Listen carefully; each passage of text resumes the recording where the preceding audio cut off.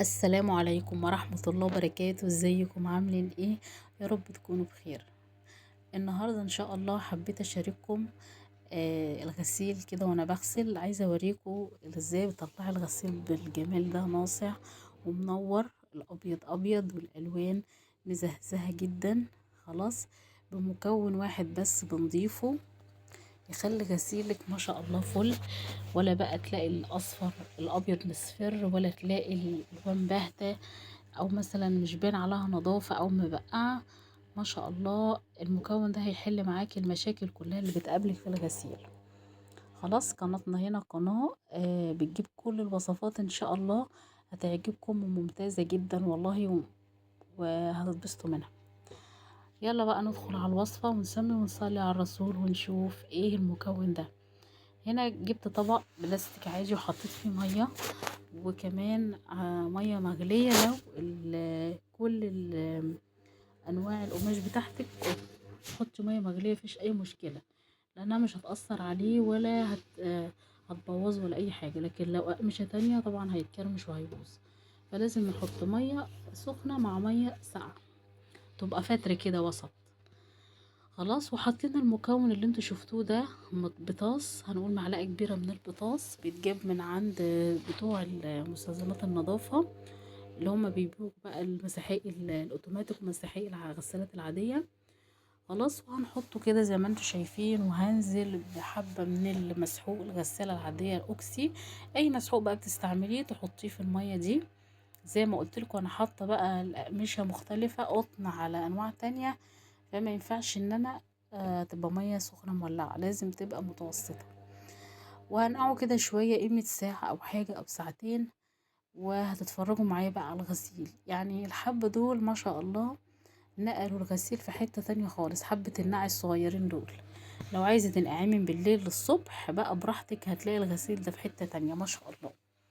يعني انا عايزه اعرفكم ان ده مكون سهل جدا وبسيط ومش غالي. هنا بقى بعد مرور مثلا ربع ساعة حبيت اوريكم المية.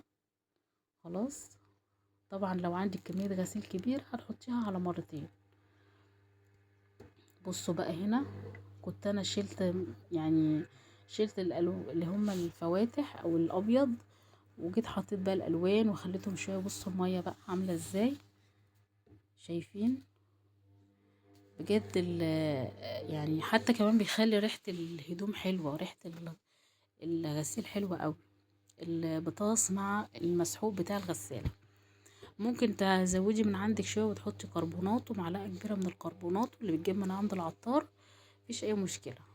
طبعا بعد مرور ساعة او ساعتين بقى على حسب ما هتسيبيه، كل ما تسيبيه يكون احسن. تبيتيه من بالليل برضو براحتك. وهنجيب الغسالة نشغلها، غسالة عادية او اوتوماتيك، وهنبتدي ننزل فيها الغسيل بتاعنا بالشكل ده كده، ونسيبها تاخد لفتها بقى وبراحتها. وبعدين هنشطف الغسيل عادي جدا، وهنظهره لو عايزين نظهره الابيض، وما كناش عايزين نظهره ما نظهروش. وهنبتدي بقى ايه، زي ما انتوا شايفين كده، فرجكم على جماله بعد ما اتغسل. شايفين مكون بسيط زي ده فرق معانا في الغسيل ازاي، وخلاه زي الفل. يا رب الفيديو بقى يكون عجبكم، وتكون الطريقة دي عجبتكم.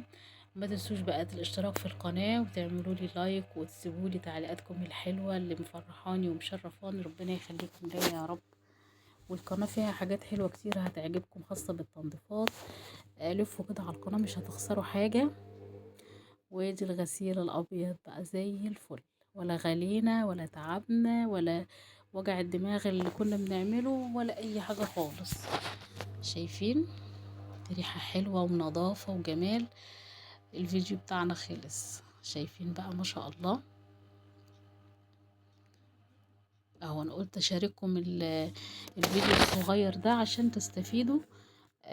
وربنا يخليكم ليا يا رب، وما يحرمنيش منكم. وكل اللي بيكتب لي تعليق ربنا يجعله في ميزان حسناتكم يا رب يا حبايبي. والسلام عليكم ورحمة الله وبركاته.